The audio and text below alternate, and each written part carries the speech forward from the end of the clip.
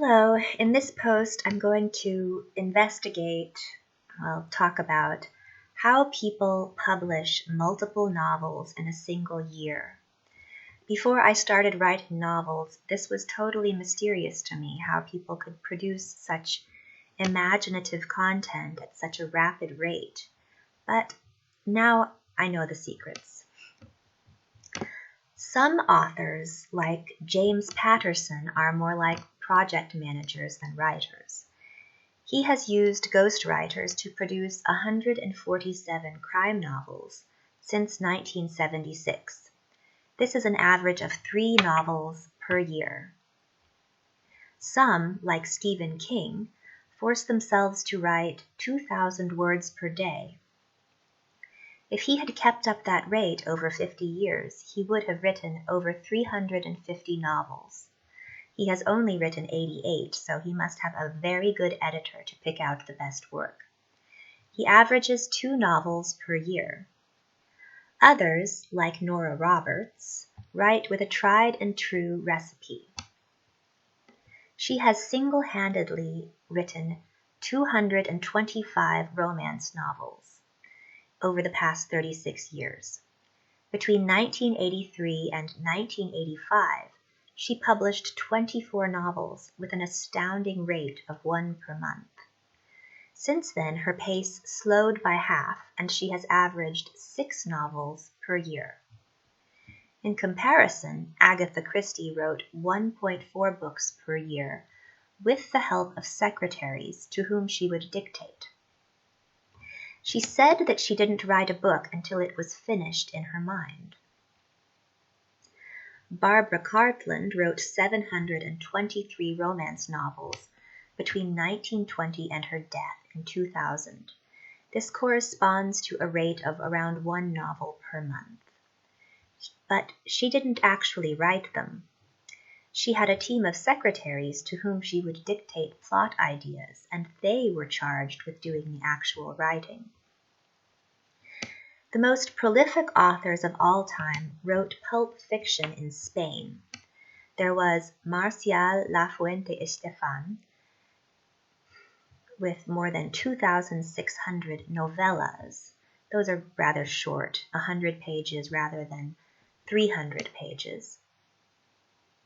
He produced a 100-page book per week in the 1950s and 60s, with 30,000 to 100,000 copies of each book being produced and distributed at newsstands across Latin America.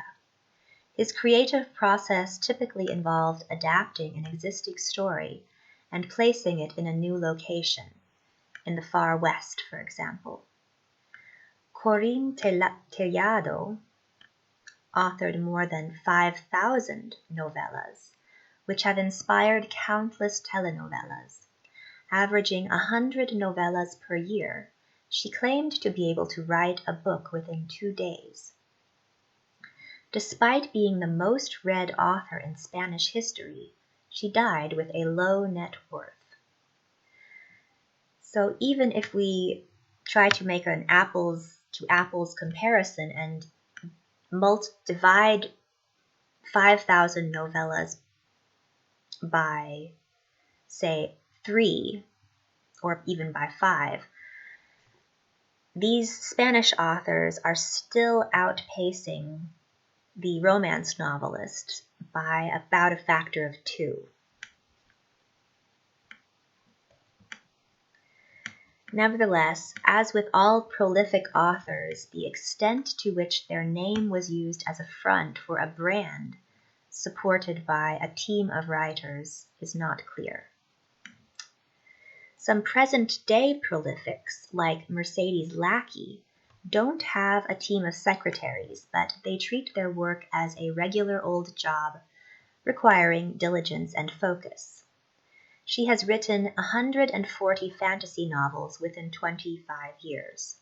On Quora, she wrote that she requires around 3 to 4 months to finish a novel, and she is fast, averaging 5.5 books per year, accompanied by side jobs involving editing, ghostwriting, or screenwriting. Some newer authors like J.T. Lawrence must be using a combination of these techniques. Over the past 4 years, she has published 5 volumes of 12 short stories entitled Sticky Fingers, of all things. She's done this in parallel to 12 fantasy novels, 8 dystopias, and some nonfiction. That puts her on pace with Nora Roberts. Prior to 2016, she had a much slower publishing rate, starting with her first novel in 2011. I find this author amazing because, unlike Nora Roberts, she isn't using a standard genre template for the stories. They have a more unpredictable quality, which only comes from individual creative inspiration drawn from unique life experiences. Some authors are frauds. I personally knew a romance novelist who published 90 novels within 7 years. She was publishing a full-length novel per month without taking any breaks and without any assistance. In a beta reading community, she'd never submitted any writing samples for critique until one day she finally did, and it was slow, meandering, and boring. I looked at her published novels, and they were fast-paced, exciting, and they looked like they had been copied from the early 1980s. Many of them were even set in the 1980s. I think that these high-profile, prolific authors are giving self-published novelists strange ideas about what a novelist can and should publish. And I think that a lot of the genre writers who are churning out a novel per month are frauds, who are copying from their collection of out-of-print novels from the pre-internet era. Consider the genre of gay dinosaur porn. How many of those authors are taking existing porn and replacing it with placing some of the characters with dinosaurs? There are also novels being stolen from the so-called slush pile. The slush pile is the mass of amateur work that gets sent to literary agencies and publishers. It is called slush because it isn't quite solid. It may have some great ideas or a great plot, but it isn't up to professional standards. Other novelists are brazen enough to steal from unknown authors who have recently published. 4 months after my novel was published, it was plagiarized by a man who used a ghostwriter on Fiverr to help him shorten and rewrite it with insignificant differences to the plot. 27 plot points in order is a highly unlikely outcome if you have unique plot elements and a unique plot. It just mathematically what he did, it was impossible to have not been plagiarism. I wrote a long-form piece on the experience, and I hope you take a look at it. It's called The Fake Economies of the Internet.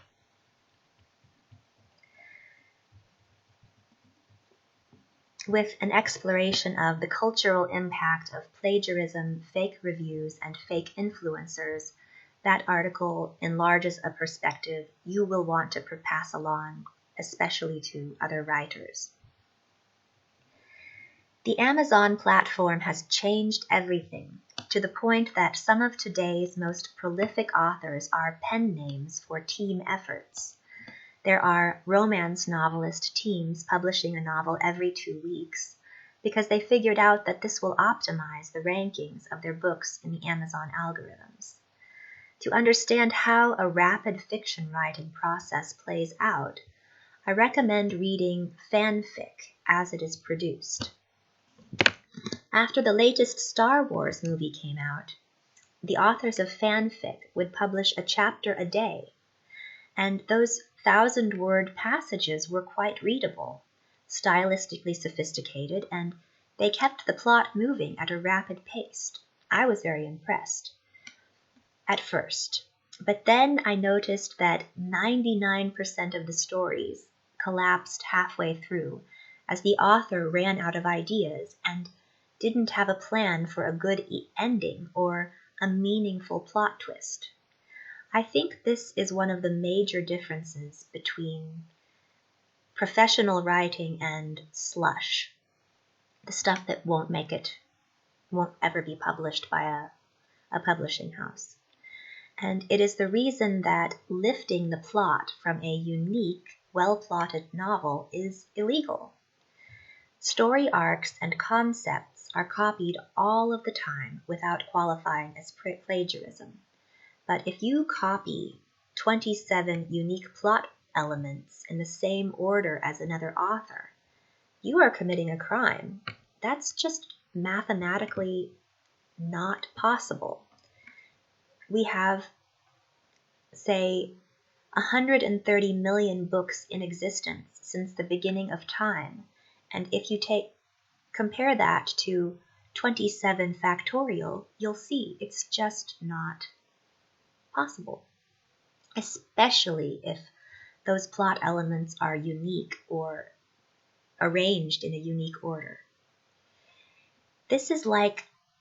Doing something like that is like recording a Rolling Stones song and pretending that you wrote it.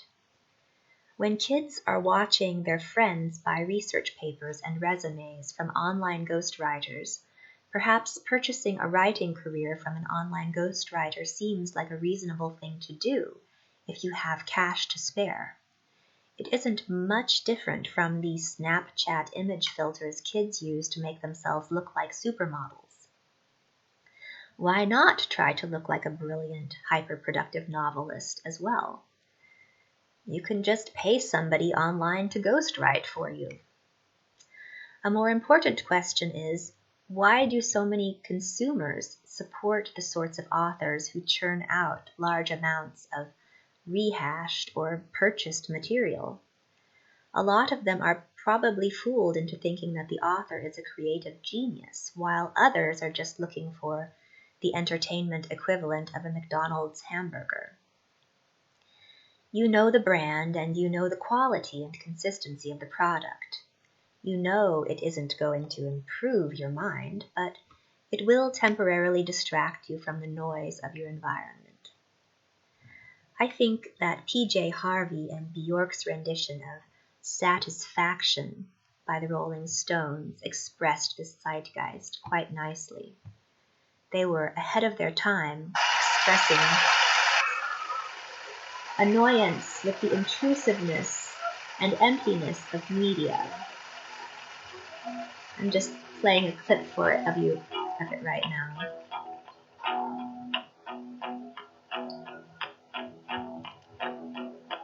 It's recognizably a Rolling Stones song, but they've done it in a different voice.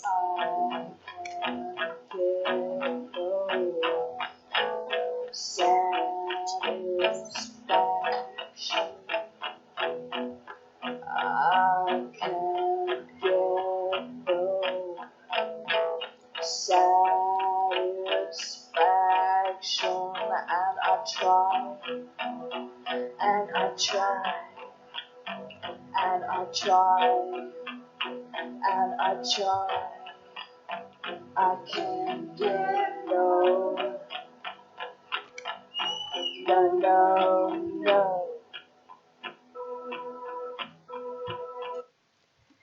It's worth listening to.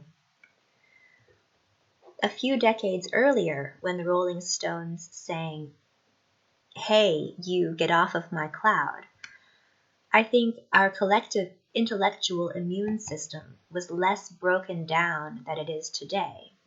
In that song, he sings about an advertisement floating past his window and him telling, "Get out of my cloud. Go away. I don't want that in my head." Today, you can't go anywhere without being hit with advertisements. Most authors give one another the benefit of the doubt when it comes to high productivity claims. I think this is a mistake. I think we need to be more skeptical of one another. And when somebody is producing a novel per month, we need to take a close look at that person. It took me about a year and a half to write and rewrite my first novel, and it took another year to write a sequel and some associated short stories.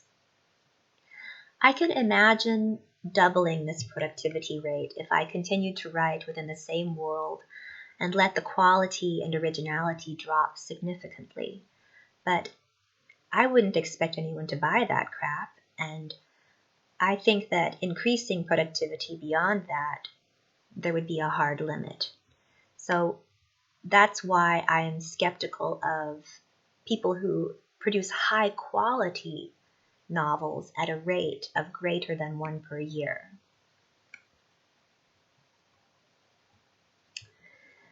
Thank you for watching. I hope this gave you some food for thought, and I hope you tune in for more videos in the future and take a look at my blog and my novels.